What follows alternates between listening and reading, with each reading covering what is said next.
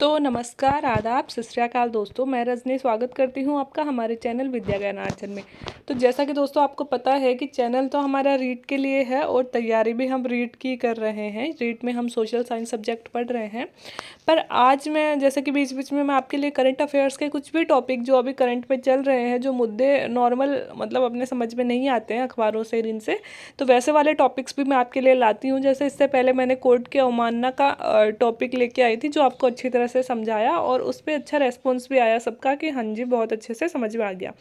तो ऐसा ही एक टॉपिक धारा 370, जो आज से नहीं पिछले साल से 5 अगस्त 2019 से जो अखबारों की सुर्खियां बनी हुई थी, 5 अगस्त 2020 को उसको एक साल पूरा हुआ है और फिर से उसी दिन अयोध्या मंदिर का शुभारंभ किया गया, मतलब उसकी नींव रखी गई।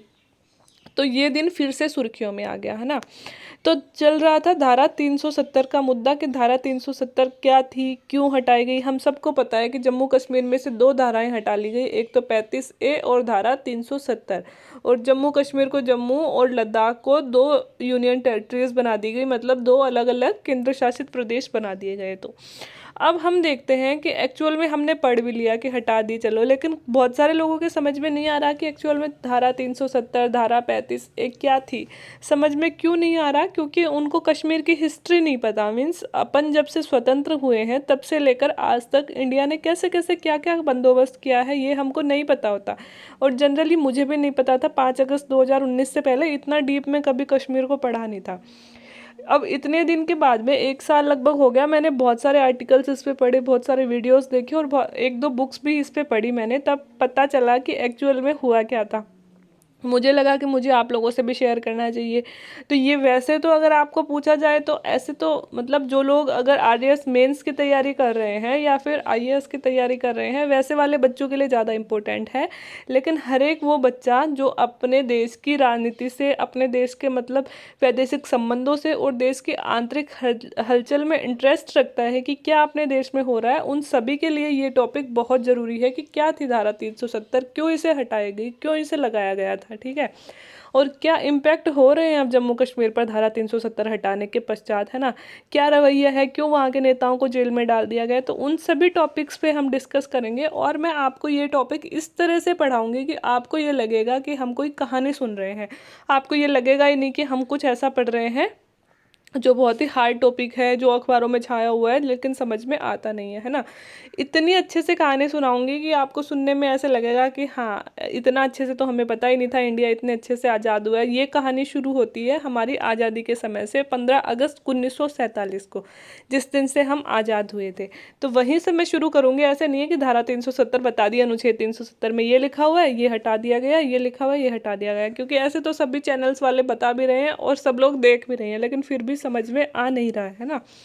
तो मैं कोशिश करूंगी कि एक कहानी आपको सुनाऊं 1947 से लेकर 2018 तक की, और उसमें क्रमबद्ध तरीके से आपको बताऊं कि हुआ क्या था 1947 से लेकर 2018 तक, क्यों 370-35 लगाई गई थी, क्यों इन्हें हटाया गया था, क्यों कश्मीर को लेकर आज भी हमारे और पाकिस्तान के बीच में विवाद है। तो दोस्तों एक लेक्चर में पूरा होने वाला नहीं है क्योंकि बहुत सालों का समय है, तो 2-3 लेक्चर इस पे लगेंगे। जिन भी बच्चों को इंटरेस्ट है लेक्चर में वो देखें, और जिनको सिर्फ रीड के लिए तैयारी करनी है वो बस इतना समझ ले कि धारा 370 थी क्या, कहाँ लगी थी और कब हटाई गई। ठीक है। उनके लिए 3 सवाल काफ़ी है, लेकिन जिन बच्चों को है इंटरेस्ट राजनीतिक हलचल जानने में, वो इस वीडियो में इंटरेस्ट ले सकते हैं। तो बिना देरी किए शुरू करते हैं। 1947 में जब भारत आज़ाद हुआ तब भारत में लगभग 565 देशी रियासतें थी दोस्तों। देशी रियासतें मतलब ऐसी रियासतें जो राजाओं के अधीन थी। ठीक है। एक तो था ब्रिटिश इंडिया और एक थी देशी रियासतें। इसके अलावा कुछ क्षेत्र पुर्तगालियों के अधीन थे, कुछ क्षेत्र अंग्रेजों के फ्रांसीसियों के अधीन थे। तो 565 देशी रियासत ऐसी थी जो अंग्रेजों के ज़माने में भी वहाँ राजाओं का शासन था। यद्यपि अंग्रेजों ने सहायक संधियाँ कर करके उन्हें अपने अधीन कर लिया था, लेकिन जब अंग्रेज आज़ाद हो रहे थे तो उन्होंने देशी रियासतों को छूट दे दी थी कि वो चाहे तो भारत में शामिल हो जाएं, चाहे तो पाकिस्तान में शामिल हो जाएं और चाहे तो स्वतंत्र रहें। अब ये उनकी कूटनीतिक चाल कह दें, चाहे आदर्शवादिता कह दें, कि उन्होंने राजाओं से अपने संबंध खराब नहीं किए और उनको अपनी छूट दे दी। ठीक है। तो आज़ाद करने से पहले अंग्रेजों ने कहा कि रियासतों को कि या तो आप भारत का या फिर पाकिस्तान का हिस्सा बने या फिर स्वतंत्र रहे। अब रियासतों को चाहिए क्या था, और भाई रियासतों में राजा थे, है ना। राजाओं को क्या चाहिए था, इतने दिन तो सहायक संधि वगैरह कर करके अंग्रेजों के अधीन हो गए थे। अब उन्हें लगा कि अंग्रेज जा रहे हैं, अब हम फिर से अपना राज्य कायम करेंगे और फिर से मतलब पहले के जैसे रहा करेंगे, ठीक है। तो अब कौन सी देशी रियासत अपने आप को देने के लिए तैयार होगी, कि मतलब भारतीय लोकतंत्र में मिलाने के लिए तैयार होगी, एक विदेशी रियासत इसके लिए तैयार नहीं थी, ठीक है। उस समय पटेल को रियासतों का एकीकरण करने का कार्य सौंपा गया। आप सबको पता है वल्लभ भाई पटेल ने हमारे सारी रियासतों का एकीकरण किया था, तो जिम्मा किसे सौंपा गया, सरदार वल्लभ भाई पटेल को। पटेल ने लगभग सारी रियासतों का एकीकरण कर लिया। दोस्तों अगर पटेल हमारे इतिहास में ना होते ना, तो आज हम इंडिया जो एक देश है ना, उसकी जगह यहाँ पे 565 या फिर आप ये तो सोच लो 400 450 देश तो होते ही होते। और अगर हम मान लो बिहार में जा रहे हैं तो हमें पासपोर्ट और वीज़ा चाहिए होता। अगर हम मध्य प्रदेश में जा रहे हैं तो हम यूँ कहते हैं हम मध्य प्रदेश देश में जाके आए हैं, उसके लिए हमें पासपोर्ट और वीज़ा चाहिए। हम राजस्थान में आ रहे हैं तो राजस्थान के लिए अलग पासपोर्ट वीज़ा चाहिए।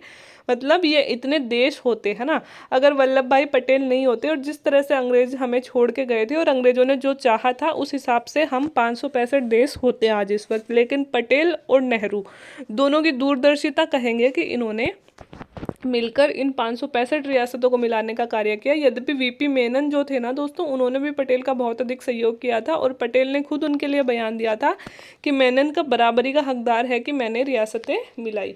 अब क्या करते थे पटेल साहब, पटेल साहब ये करते थे कि एक हाथ में लेके चलते थे छड़ी और एक हाथ में लेके चलते थे गाजर।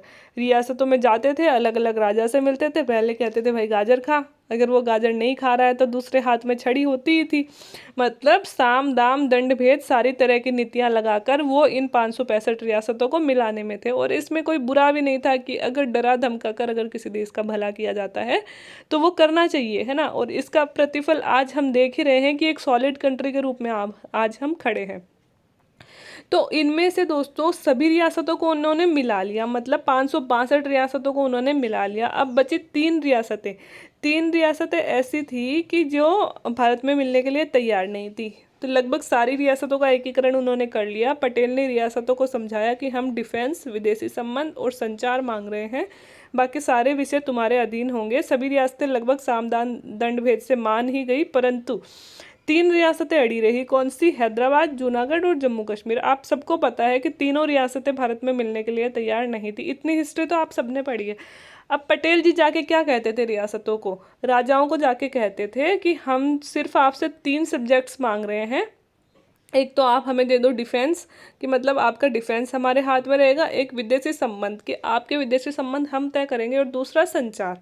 ठीक है, 3 ही चीज़ें मांग रहे हैं, बाकी आप अपना रियासत चलाओ, जैसे चलाना है, राजा बन के रहो, या फिर जैसे भी टैक्स वैक्स लेना है सरकार से, मतलब जनता से लेते रहो।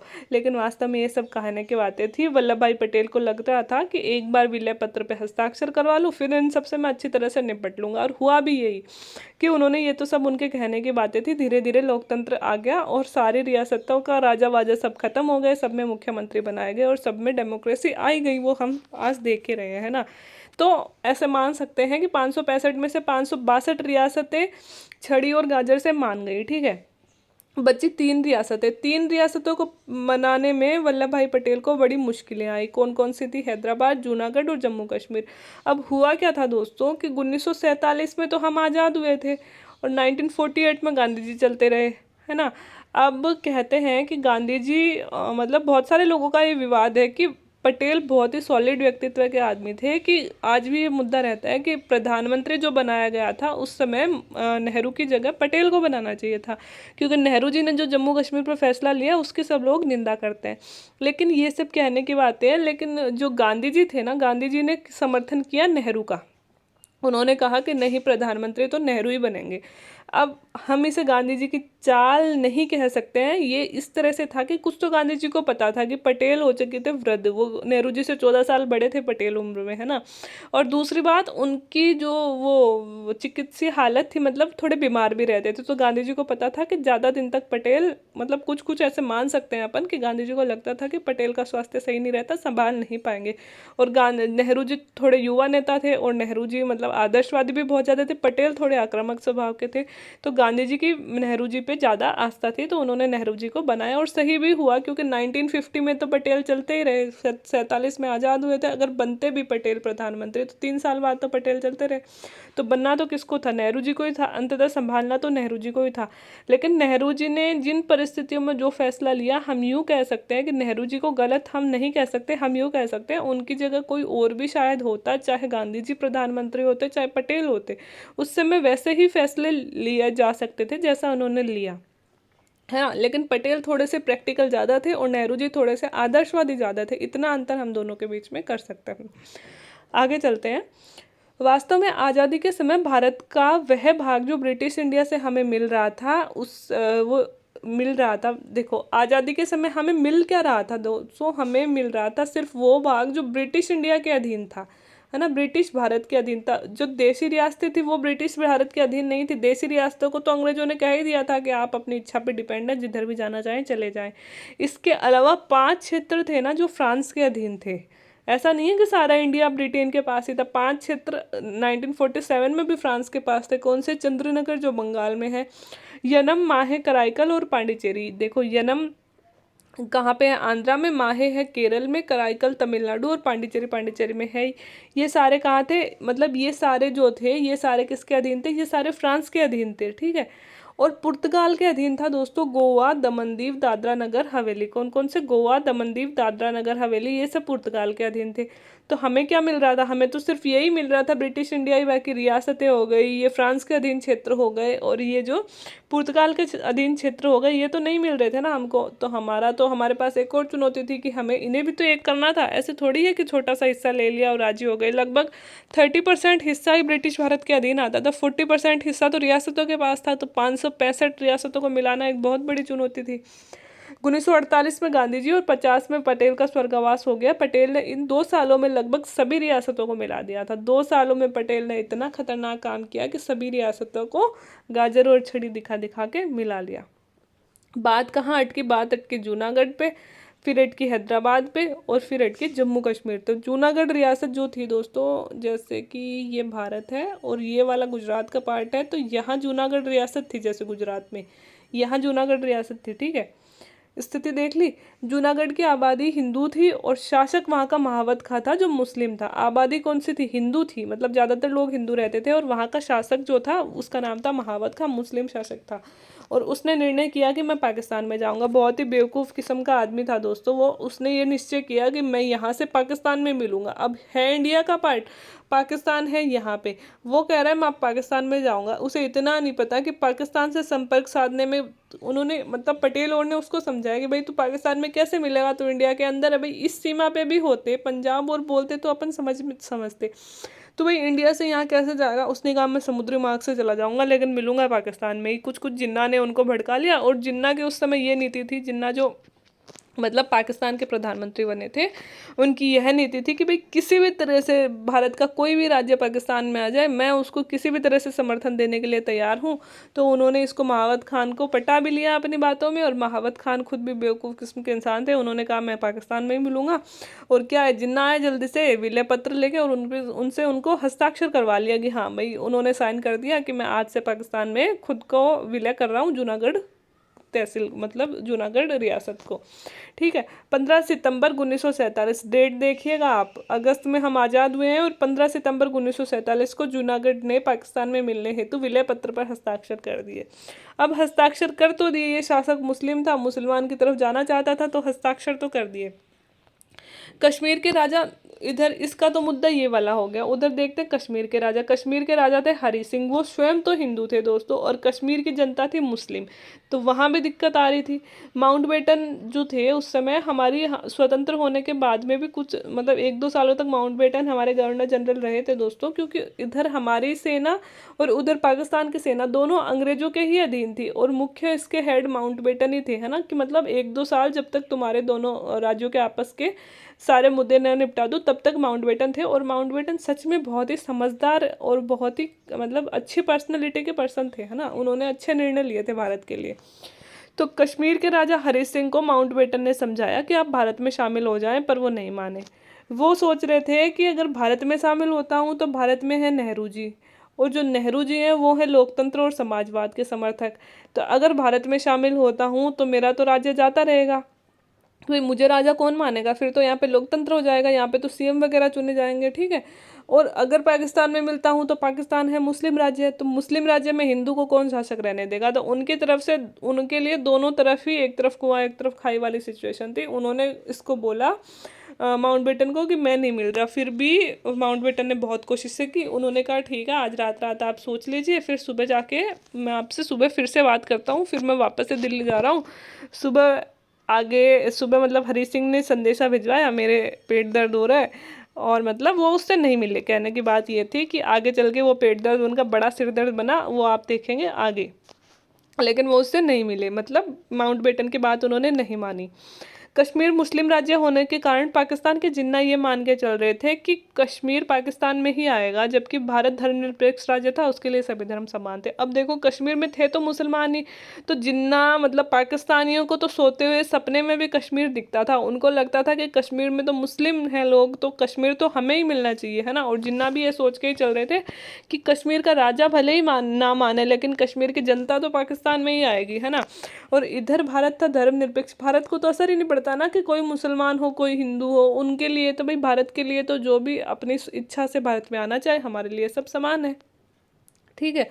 उधर दोस्तों एक शेख अब्दुल्ला नाम का व्यक्ति आया कश्मीर में, जो दिल्ली से पढ़ लिख कर गया था, ठीक है, अच्छा पढ़ा लिखा था, लेकिन राजा का शासन था वहाँ पे, मतलब राजशाही व्यवस्था थी। जम्मू कश्मीर का नागरिक था, जम्मू कश्मीर में गया, उसने नौकरियाँ वोकरियाँ लेने की कोशिश की, लेकिन उस जमाने में भी इतना पढ़ा लिखा होने के बाद में भी शेख अब्दुल्ला साहब को नौकरी नहीं मिली। आज के जो उमर अब्दुल्ला हैं, उनके पिताजी थे शेख अब्दुल्ला, बहुत ही शानदार पर्सनालिटी थे शेख अब्दुल्ला, ठीक है। उनको नौकरी नहीं मिली उस समय, तो उन्होंने कश्मीर के राजा के खिलाफ आंदोलन छेड़ दिया। दोस्तों धीरे धीरे ये आंदोलन बढ़ते बढ़ते कश्मीर का हर एक नागरिक शेख अब्दुल्ला के साथ हो गया। उन्हें ऐसे लगने लगा कि उद्धार अगर कोई करेगा तो शेख अब्दुल्ला ही करेगा, क्योंकि मुस्लिम थे शेख अब्दुल्ला, जनता भी मुस्लिम थी, है ना। और राजा हरी सिंह में कोई खास ऐसा था नहीं कि वो जनता को प्रभावित कर सके, दुखी हो गई थी जनता उनसे, ठीक है। तो शेख अब्दुल्ला क्या थे, अब ऐसा नहीं है कि शेख अब्दुल्ला मुस्लिम थे तो शेख अब्दुल्ला पाकिस्तान में जाना चाहते थे। एक तो दोस्तों शेख अब्दुल्ला समाजवाद के समर्थक थे, और दूसरी तरफ अपने नेहरू जी भी समाजवादी थे, तो दोनों की अच्छी मित्रता थी, नेहरू जी की और शेख अब्दुल्ला की। लेकिन ये रीज़न नहीं है कि वो हिंदुस्तान में मिलना चाहते थे। रीज़न ये है कि शेख अब्दुल्ला लोकतंत्र लाना चाहते थे। वो कहते थे, उन्होंने एक आंदोलन छेड़ दिया कि राजा कश्मीर छोड़ो, है ना, कश्मीर छोड़ो आंदोलन उन्होंने छेड़ दिया, और धीरे धीरे सारी जनता शेख अब्दुल्ला के साथ हो गई। और वो क्या चाहते थे, वो लोकतंत्र लाना चाहते थे कश्मीर में, कि भाई पढ़े लिखों को रोजगार मिले यहाँ पे, है ना।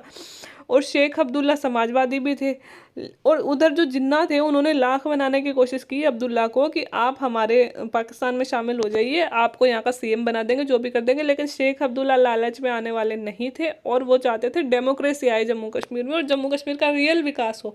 इसलिए वो भारत में मिलना चाहते थे, क्योंकि भारत में थी डेमोक्रेसी, ठीक है। ये सब बातें हो गई। जब 15 सितंबर 1947 को जूनागढ़ ने विलय पत्र पर हस्ताक्षर कर लिया, उधर जो जूनागढ़ मैंने आपको बताया था महावत खां राजा था, उसने पाकिस्तान के दबाव में आकर विलय पत्र पर हस्ताक्षर कर दिया। तो हुआ क्या कि पटेल को गुस्सा आ गया इस बात पे, कि पटेल ने कहा कि ये पागल है क्या, ये आदमी, इसने साइन कैसे कर दिया, ठीक है। और दूसरी तरफ वहाँ की जनता जो थी जूनागढ़ की, मैंने कहा था ना हिंदू जनता थी, उसने विद्रोह कर दिया, ठीक है। विद्रोह कर दिया तो राजा वहाँ का भाग गया, और भाग के पाकिस्तान चला गया, ठीक है। अब वहाँ के जो दीवान थे शाहनवाज भुट्टो, आज की जो बेनजीर भुट्टो हैं, उनके शायद दादा या परदादा या दादा कुछ लगते हैं वो, है ना। उन्होंने उनको पत्र लिखा, बेनजीर भुट्टो ने भारत को पत्र लिखा, और भारत को कहा कि आइए और हमें भारत में विलय कर लीजिए। जबकि विलय पत्र पर हस्ताक्षर हो चुके थे पहले, लेकिन जनता विद्रोह कर रही थी। शाहनवाज भुट्टो सही आदमी थे, उन्होंने भारत को बोला कि आप हम आइए और भारत में मिला लीजिए। परंतु पटेल ने सोचा कि मिला तो लेंगे, ऐसी कोई बात नहीं है मिलाने में, लेकिन फिर यूएन उस टाइम नया नया बना ही था दोस्तों, तो बोला कि यूएन के सामने तो फिर हमें ये कहा जाएगा ना कि भाई विलय पत्र पर तो हस्ताक्षर हो चुके हैं, तो पाकिस्तान का हिस्सा बन चुका, आपने कैसे मिला लिया।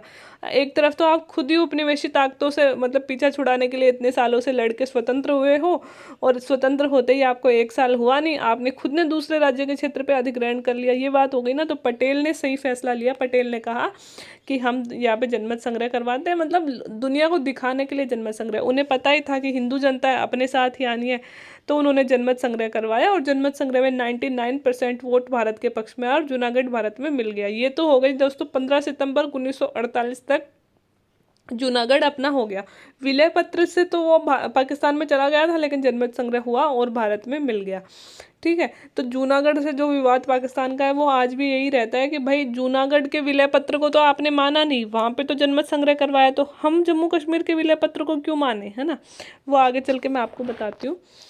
रही हैदराबाद तहसील के बाद, हैदराबाद ने भी पाकिस्तान में मिलने की ठानी। अब दोस्तों जो ये वाला इंडिया है, ऐसे वाला, ऐसे तो हैदराबाद यहाँ है दोस्तों, यहाँ।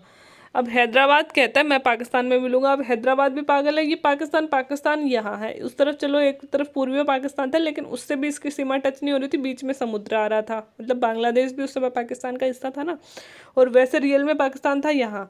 अब अगर भारत यहाँ से हवाई जहाज बंद कर दे, जैसे पाकिस्तान आज भी हमें अपने ऊपर से हवाई जहाज जाने नहीं देता, अगर हमें दुबई इधर जाना है ना, दुबई, तो हम कहाँ से जाते हैं, यहाँ से दिल्ली से उड़ान भरते हैं और हम यहाँ पे गुजरात को क्रॉस करते हुए ऐसे दुबई जाते हैं, नहीं तो हम सीधे ऐसे जा सकते हैं, लेकिन पाकिस्तान ने अपनी हवाई यात्रा बंद कर रखी है। तो हमने कहा भाई हम हवाई यात्रा बंद कर देंगे तो तू जाएगा कैसे पाकिस्तान में, है ना, हैदराबाद को बोला, लेकिन उसका भी शासक पागल था, उसने कहा पाकिस्तान में ही मिलने। पटेल ने उसे समझाया, तो उसने एक बार 11 सितंबर 1948 को एक एग्रीमेंट किया पटेल के साथ कि 1 साल तक आप हमें ऐसे कैसे छोड़ दीजिए, और पटेल ने भी इसे मान लिया कि हम ना तो पाकिस्तान में जा रहे हैं ना हिंदुस्तान में जा रहे हैं, हमें 1 साल का वक्त दीजिए, उस समय तक आप इंटरफेयर मत कीजिए, है ना। तो पटेल ने मान भी लिया, क्योंकि उधर जम्मू कश्मीर वाला मुद्दा चल रहा था, तो पटेल ने सोचा एक बार उन्हें सल्टा देते हैं, फिर इधर आके देख लेंगे। इस बीच में हुई कश्मीर की घटना, शेख अब्दुल्ला को राजा ने गिरफ्तार कर लिया दोस्तों। शेख अब्दुल्ला जो वहाँ पे धरने प्रदर्शन वगैरह आंदोलन वगैरह कर रहे थे, उनको गिरफ्तार कर लिया, क्योंकि वो समाजवादी थे, और अगर पाकिस्तान में हरि सिंह जाते तो वो मैंने बता ही दिया वो इस्लामी राज्य थे, तो पाकिस्तान हरि सिंह जी कहीं भी नहीं जा पा रहे थे। 20 अक्टूबर 1947 को अब पाकिस्तान ने बहुत बड़ी गलती कर दी दोस्तों। अगर शायद हम जनमत संग्रह करवाते तो हम लोग हार जाते, क्योंकि पाकिस्तान की जनता मुस्लिम थी, लेकिन फिर भी नेहरू जी को विश्वास था कि जनमत संग्रह में हम हारेंगे नहीं, लेकिन वो आगे की बात है। उससे पहले पाकिस्तान ने कर दी एक बहुत बड़ी गलती। 20 अक्टूबर 1947 को पाकिस्तान को सब्र हुआ नहीं, उसको सपने में भी जम्मू कश्मीर दिख रहा था। उसने क्या कहा किया कि पाकिस्तान में कबायली लोग, जो आदिवासी यूँ नहीं बोलते हम, आदिवासी जनजातियां टाइप के लोग होते हैं, वो उनको असैन्य वेशभूषा, मतलब सैनिकों की वेशभूषा नहीं, असैन्य वेशभूषा में 10,000 लोगों को की सेना को पाकिस्तान से श्रीनगर की ओर भेज दिया, मतलब पाकिस्तान में प्रवेश करा दिया। कितने लोग, 10,000 लोग, लगभग 1,000-2,000 ट्रकों में भर के आधी रात को कबायली लोगों को हिंदुस्तान भेज दिया, मतलब जम्मू कश्मीर में प्रवेश करवा दिया कि जाओ और जम्मू कश्मीर में हलचल मचा दो, क्योंकि जिन्ना को लगता था कि वहाँ की जनता मुस्लिम है तो हमारे कबायलियों का साथ देगी, उनको ये लगा था। और एक बार जनता ने विद्रोह कर दिया तो राजा वाजा तो भाग जाएंगे, और हम जिस तरह से उन्होंने जूनागढ़ को मिलाया है ना, इस तरह से हम भी मिला लेंगे पाकिस्तान जम्मू कश्मीर को। ठीक है, अब हरि सिंह के सेनापति थे दोस्तों राजेंद्र सिंह, उन्होंने हरि सिंह को समझाया कि देखो सेना आ गई है, कबायली आ गए हैं, दंगा मचा रहे हैं, हमें ज़रूरत है कि हम हिंदुस्तान के साथ मिल जाएं, लेकिन अभी भी हरि सिंह को अपनी सेना पे विश्वास था। हरि सिंह बोलता नहीं नहीं, हमारे पास सेना है, हमारी सेना उनको भगा देगी। तो राजेंद्र सिंह ने समझाया कि सर आपके पास सेना है हुजूर, ये मैं मानता हूँ, लेकिन क्या है हमारी सेना में भी मुस्लिम सैनिक ही हैं, अगर उन मुसलमान सैनिकों ने हमारे सैनिकों को प्रलोभन दिया तो देर नहीं लगेगी उनको जाने में, और आगे चलकर हुआ भी यही, है ना। लेकिन हरि सिंह उस समय तक भी नहीं माने। कबायली अब मुजफ्फरनगर, मतलब आज जो पीओके है पाक अधिकृत कश्मीर, वहाँ पहुँच चुके थे। ये मुजफ्फरनगर दोस्तों श्रीनगर से लगभग 150 किलोमीटर की दूरी पर था, मतलब कबायली श्रीनगर से 150 किलोमीटर की दूरी पर थे। ये लोग अगले दिन उरी पहुँचने वाले थे, जो श्रीनगर से 100 किलोमीटर की, आज मुजफ्फरनगर पहुँच के अगले दिन उरी पहुँचने वाले थे, जो 100 किलोमीटर की दूरी पर था। अब उनकी सेना कबायलियों से मिल गई, जिसका राजेंद्र सिंह को डर था वही हुआ कि सेना कबायलियों से मिल गई। राजा को वहाँ से जम्मू कश्मीर, अब राजेंद्र सिंह ने कहा कि आप तो भागो यहाँ से जम्मू, ठीक है। कश्मीर की बात है कि कश्मीर में वहाँ के कबायली पहुँचने वाले हैं, और राजा ने जम्मू कश्मीर पहुँचते ही दिल्ली से मदद मांगी, मतलब अपने यहाँ पे नेहरू को फ़ोन किया, और नेहरू ने हमारे जो विदेश मंत्री थे शायद वीपी मेनन, उस टाइम पे मेनन को कहा कि हमारी मदद कीजिए। मेनन गए जल्दी से श्रीनगर, और मतलब इनके पास जम्मू, और मिले तो उन्होंने कहा कि हमें मदद चाहिए। हरी सिंह ने कहा हमें मदद चाहिए, तो वीपी मेनन ने कहा कि ठीक है, मैं दिल्ली जाके एक बार बात करता हूँ। वीपी मेनन वापस आए और उन्होंने कहा कि हरी सिंह जी मदद मांग रहे हैं। तो बेटन जो थे, माउंट बेटन, उस समय मैंने कहा ना कि शायद हम लोग उस वक्त मदद कर भी देते, लेकिन बेटन ने कहा कि जब तक जम्मू कश्मीर भारत में मिलने के लिए हस्ताक्षर नहीं करे तब तक हम पाकिस्तान नहीं, सॉरी, यहाँ पे जम्मू कश्मीर की मदद नहीं करेंगे। बेटन ने कहा कि अगर आप जम्मू कश्मीर, पटेल, बेटन और वीपी मेनन और जो नेहरू जी हैं, इन सब की मीटिंग हुई, इन्होंने कहा कि चलो मदद करते हैं उनकी, लेकिन माउंट बेटन ने कहा कि भाई ऐसे ही कैसे मदद करते हैं, कि वो तो हमारा हिस्सा है ही नहीं ना अभी तक, तो जम्मू कश्मीर आप उनकी मदद करोगे तो यूएन में तो ये बात आएगी ना कि भाई आप एक राज्य पे आक्रमण कर रहे हो या फिर दूसरे राज्य से लड़ाई कर रहे हो, अभी तो हम आज़ाद हुए हैं, तो ऐसे कैसे आप लड़ाई कर दोगे, है ना। उससे कहो कि आप विलय पत्र पे हस्ताक्षर करो और हिंदुस्तान में मिल जाओ, फिर आपका हिस्सा हो जाएगा कश्मीर, फिर आप कह सकते हो यूएन के सामने कि हमने हमारे देश को बचाने के लिए दूसरे देश की सेना को रोका। ये बात बेटन ने कही, और ये बात सही भी लगी हमारे नेहरू जी को, ठीक है। अंत में राजेंद्र सिंह की तो दोस्तों हो गई मौत। देखो, उरी से श्रीनगर पहुंचने के लिए बीच में एक पुल था, है ना, नहीं तो रातों रात ही ये लोग पहुंच जाते। उस पुल को राजेंद्र सिंह ने उड़वा दिया कि अब पहुंचो, आप कैसे पहुंचते हो। तो ये जो पुल उड़ाया गया था ना, इससे उरी से यहाँ पहुंचने में कबायलियों को 2 दिन का समय लग गया। बस ये 2 दिन अगर नहीं मिलते ना, तो आज पाकिस्तान के पास होता जम्मू कश्मीर, लेकिन ये 2 दिन हमें मिल गए, और इस 2 दिन में हमने सब कुछ उलट पुलट कर दिया, और इस दौरान राजेंद्र सिंह की तो मौत हो गई। कबायलियों ने 25 अक्टूबर को बारामूला में कत्लेआम मचा दिया। वो बारामूला पहुंचे मुजफ्फरनगर से, और बारामूला में दोस्तों यूँ कहते हैं कि आज तक इतना भयंकर नरसंहार कभी नहीं हुआ जितना बारामूला में हुआ। कहते हैं वहाँ की सिर्फ 1/3 जनसंख्या बची थी।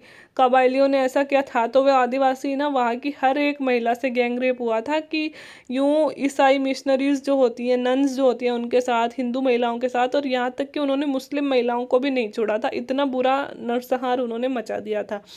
यहाँ से श्रीनगर मात्र 50 किलोमीटर दूर बचा था बारामूला से। आज रात को वो बारामूला पहुँच गए। बात ये थी कि सुबह तक श्रीनगर पहुँच जाएंगे, और जैसा कत्लेआम उन्होंने बारामूला में किया है, सेम वैसा ही वो करने वाले हैं श्रीनगर में।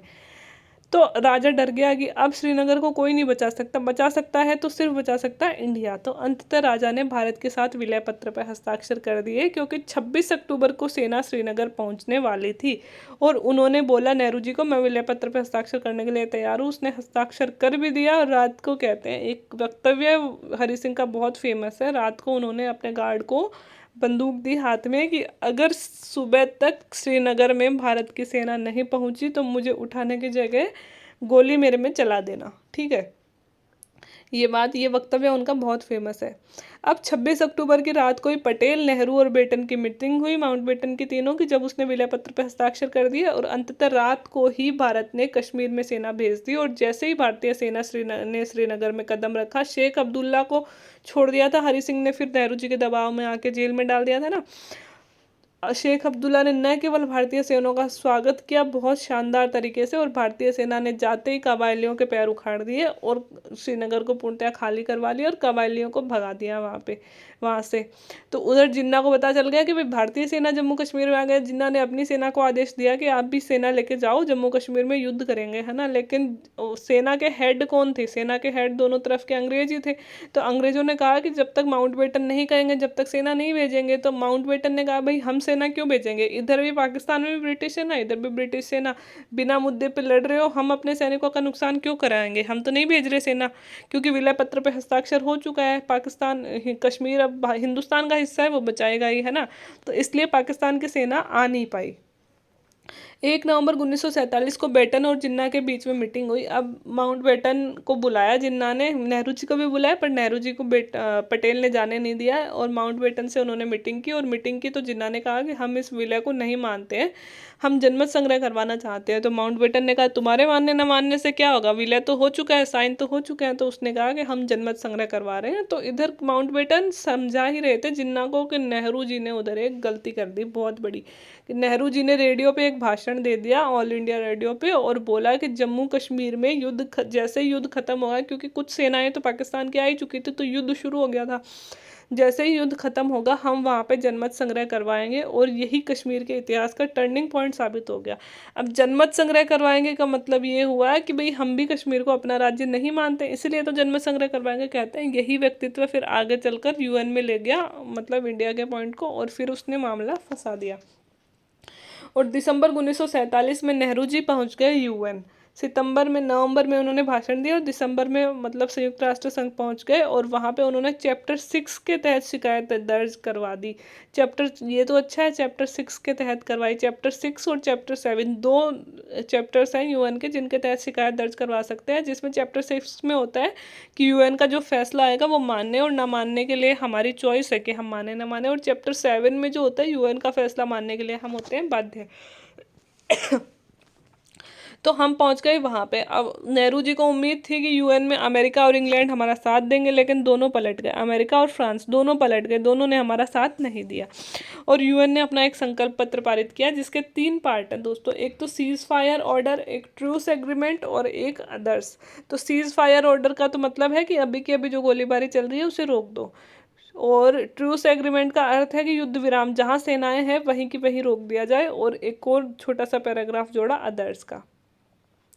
1 जनवरी 1949 को युद्ध रुक गया। ठीक है, कब रुका? 1 जनवरी 1949 को युद्ध रुका, क्योंकि यूएन का जो अग्रीमेंट संकल्प पत्र है उसके द्वारा। और जहां युद्ध रुका उसी लाइन को हम आज एलओसी मानते हैं। जहां सेनाएं जिस वक्त जहां थी वहीं की वहीं युद्ध रुक गया, और इसी को हम लाइन ऑफ कंट्रोल कहते हैं। एक्चुअल नहीं, लाइन ऑफ कंट्रोल। पाकिस्तान में यूएन ने ये माना कि पाकिस्तान ने ये तो मान लिया कि जो सैनिक और कबायली जम्मू कश्मीर में है वो पाकिस्तान के हैं। तो यूएन ने पाकिस्तान को बोला कि जब तक वो सैनिक वापस बुलाएगा, मतलब सबसे पहले तो सैनिक वापस बुलाए और कबायली वापस बुलाए। जब पाकिस्तान ये दोनों कार्य कर लेगा तो उसके पश्चात भारत श्रीनगर से अपनी सेना ले जाएगा वापस। और उसके पश्चात ये दोनों काम होने के बाद करवाया जाएगा श्रीनगर में, मतलब जम्मू कश्मीर में जनमत संग्रह। तो 27 अक्टूबर 1947 को युद्ध शुरू हुआ था दोस्तों, और 31 दिसंबर 1948 तक युद्ध चला। केवल 1.25 साल युद्ध चला। इस युद्ध में जहां युद्ध रुका, जहां एलओसी बनी, उस वक्त 2/3 हिस्सा जम्मू कश्मीर का हमारे पास था और 1/3 पाकिस्तान के पास था। हमारी सेनाएं नेहरू जी को बोल ही रही थी कि सर बस 2 महीने और रुक जाओ, 2 महीने में पूरा कश्मीर हम ले लेंगे। एक एक इंच जगह हम उनसे खाली करवा रहे थे और पाकिस्तान लगभग पीछे हट चुका था। लेकिन नेहरू जी ने गलती कर दी कि मुद्दे को यूएन में ले गए। उन्हें पता भी नहीं था कि यूएन में ऐसे उनके साथ धोखा हो जाएगा। बहुत सारे दोस्त जो वो मानते थे उन्होंने उनको धोखा दिया। उसी वक्त हैदराबाद में एक संगठन बना दोस्तों, MIM, नवाब के साथ में था, जो मतलब मजलिस से कुछ ऐसे नाम है इसका। और ये चाहते थे कि हैदराबाद पाकिस्तान में मिले। जो हैदराबाद के नवाब ने एक एग्रीमेंट किया था ना, हमें 1 साल का टाइम दीजिए, उसके बाद हम डिसाइड करेंगे। तो उस 1 साल के दौरान एक संगठन बना MIM।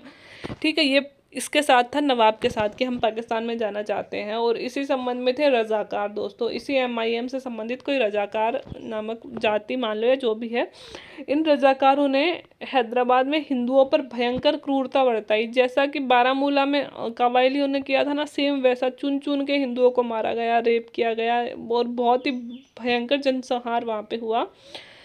तो पटेल ये सब देख रहे थे, लेकिन नेहरू जी को डर लग रहा था। नेहरू जी सोच रहे थे कि अभी अभी तो यूएन में पाकिस्तान वाला मुद्दा चला गया, अब हम यहाँ पे सैनिक कार्रवाई करेंगे तो फिर से यूएन कहेगा कि आप लोग तो साम्राज्यवादी बन रहे हो, है ना। तो नेहरू जी सोच रहे थे करते हैं। पटेल ने नेहरू जी से बिना पूछे ही 13 सितंबर 1948 को हैदराबाद में सेना भेज दी, कि उन्होंने परामर्श भी नहीं किया नेहरू जी से। और सेना भेज दी, और सेना ने कहा कि सब अभी जाते हैं, 2-3 दिन में निपटा के आते हैं। लेकिन हाँ, 5 दिन लग गए निपटाने में।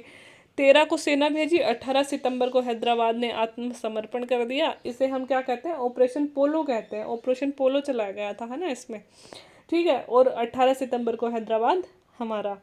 अब जब यूएन ने पूछा कि भाई सेना क्यों भेजी आपने, तो मतलब युद्ध करवा दिया हैदराबाद में, तो पटेल ने कहा नहीं नहीं, सेना वेना कुछ नहीं है, वो तो हमारी पुलिस थी, कुछ छोटी मोटी कार्रवाई करके आई है, थोड़े से हिंसक ग्रुप चल रहे थे उनको मार के आई है। अब कहा जाता है कि ये जो 5 दिन जो हमारी सेना गई थी और 5 दिन ये युद्ध चला था, इसमें 20 से 40 हज़ार लोग मारे गए थे, सरकारी आंकड़ों के अनुसार कहते हैं कि वैसे तो 1.5-2 लाख के करीब लोग मारे गए थे। तो ये बताने का मकसद ये है दोस्तों यहाँ पे कि साम दाम दंड भेद अगर किसी देश को एक करने में लगाया जाए, अब उस समय तो ये बहुत बड़ा कलंक था भारत के इतिहास पर, आज कौन मानता है इसको। आज तो हैदराबाद अपना एक राज्य है और बहुत ही धूमधाम से अपना राज्य है, ऐसा कुछ है भी नहीं कि हैदराबाद के लोगों के मन में ऐसा कुछ हो। और जो हैदराबाद की ये जो रियासत थी और ये जो नवाब थे, आज तो शायद वो विद्यमान भी नहीं है, है ना। तो ऐसा मतलब हुआ था और इतिहास में ऐसा होता रहा है कि मतलब कुछ क्रांतिकारी परिवर्तन लाने के लिए हमें कुछ ऊंच नीच करनी पड़ती है। तो हैदराबाद मिल गई, कश्मीर मिल गया और जूनागढ़ मिल गया, ये तो तीनों मिल गए। अब हम देखेंगे अगले लेक्चर में कि क्या फिर जम्मू कश्मीर का आगे का इतिहास हुआ, कैसे फिर 370 लगाई गई और कैसे क्या हुआ। आज के लिए इतना ही। उम्मीद है आज की कहानी आपको समझ में आ गई होगी और सच में आपको कहानी लगी होगी, और ये मेरी गारंटी है कि जो भी बच्चे इसे पढ़ रहे हैं ना, वो कभी 370 का इतिहास भूलेंगे नहीं। तो आज के लिए इतना ही। वीडियो देखने के लिए थैंक यू वेरी मच।